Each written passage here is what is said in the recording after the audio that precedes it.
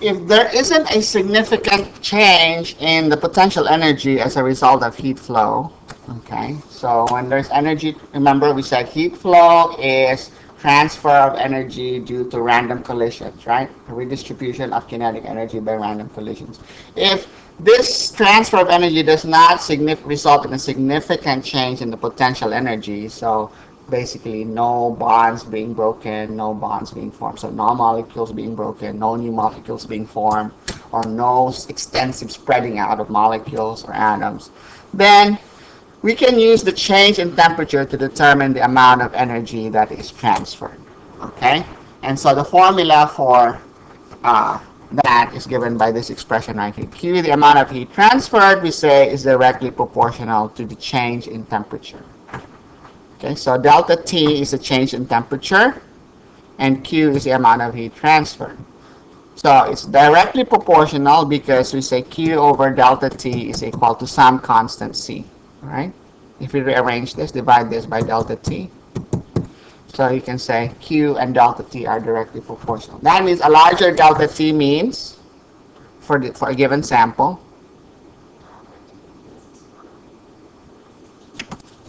if this delta T is bigger, then Q is also bigger, right?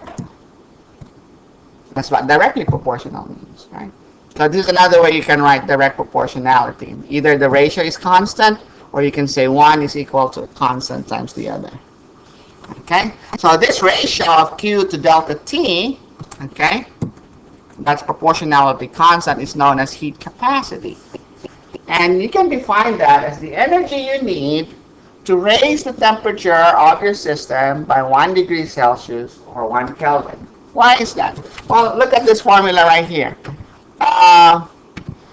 If my delta T is 1, what is C equal to?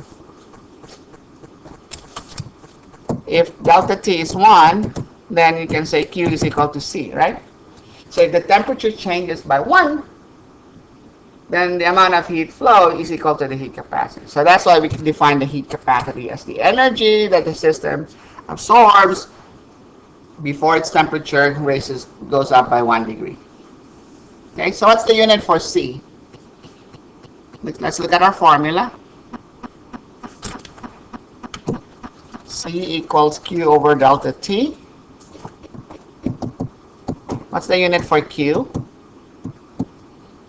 Energy. What's the unit for energy? Joules. And what's the unit for temperature?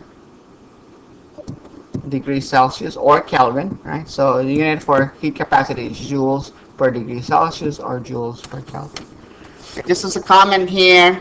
Remember I said earlier there's no significant change in potential energy. That occurs when there's a significant change in distances between the atoms. That's when later in this course we talk about that.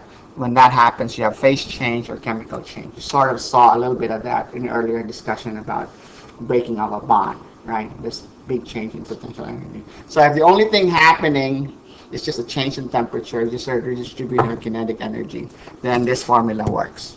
This formula is applicable. Right? So specific heat